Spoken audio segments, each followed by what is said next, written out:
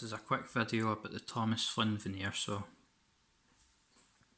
So the veneer saw comes in a blister pack, which I think is a slightly good thing because it doesn't have any fancy packaging or anything. It's just coming in this, so it means more effort's been put into making the tool than making it look fancy with packaging and stuff, so you're saving money that way. So we'll talk about the saw now. I think this has something like, I think it's 20 or 22 TPI of these teeth.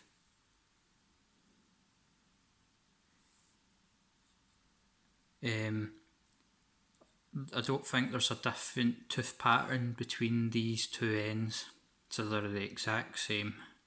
It just means that you can flip one side over once it goes dull. It's got a beech stained handle which is supposed to imitate walnut. It's been lacquered as well. The lacquering job, personally, I'm not so... it's not up to like a furniture standard or whatever, but it's a tool, so it doesn't really matter. It's a tool. Not all tools have to look nice. It's got a brass ferrule like on a chisel. It's basically got like the same features as a chisel or a gentleman's saw on the handle in this way, because you're using the saw like that really, so you're holding it the same way you would a gent saw. So we've got two posy head screws.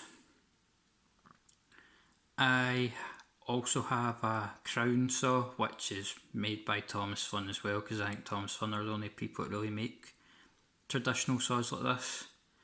And the problem I had is when I got it was that the whole thing had been lacquered, or at least the back had been lacquered, or there had been overspray.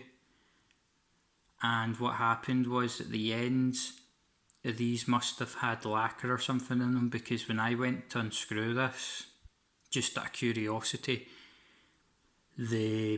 basically I tore out the top of the heads and basically ruined it. But also at the same time, it could have just been my like user error, because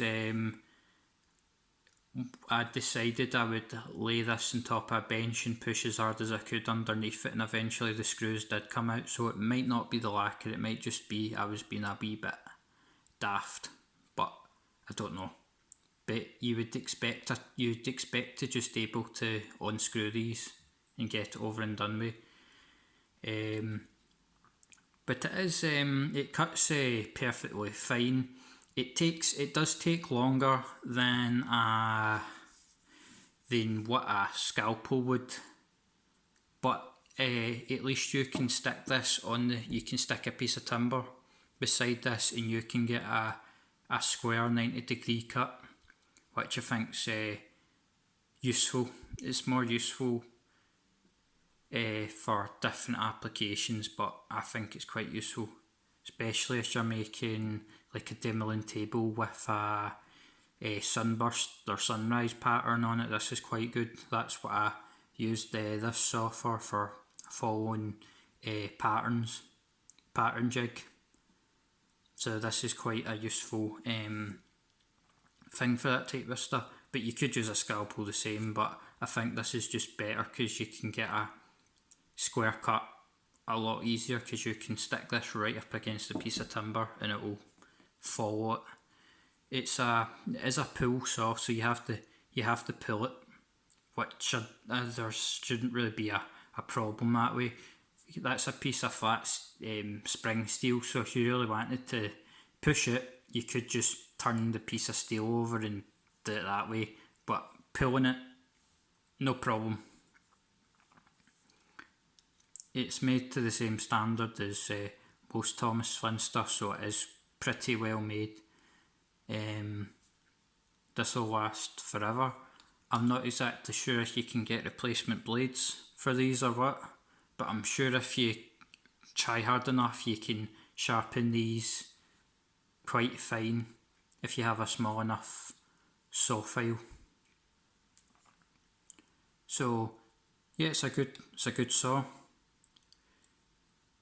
It's perfectly fine for what it's designed for.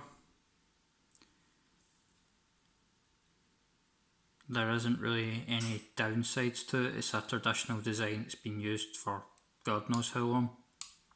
The only problem I would say is just these screws.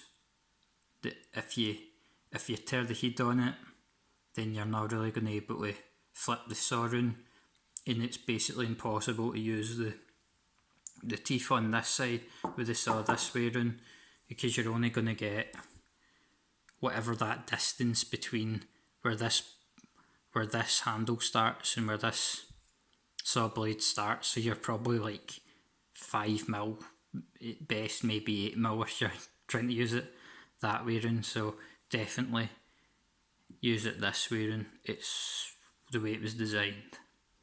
That's the only fault I can say, is that these screws, if you chew them up, then you're not going to be able to fix them. And I don't know if Thomas Flynn replaced saws for bad users, right? Somebody that's had a bad user error, but that's it.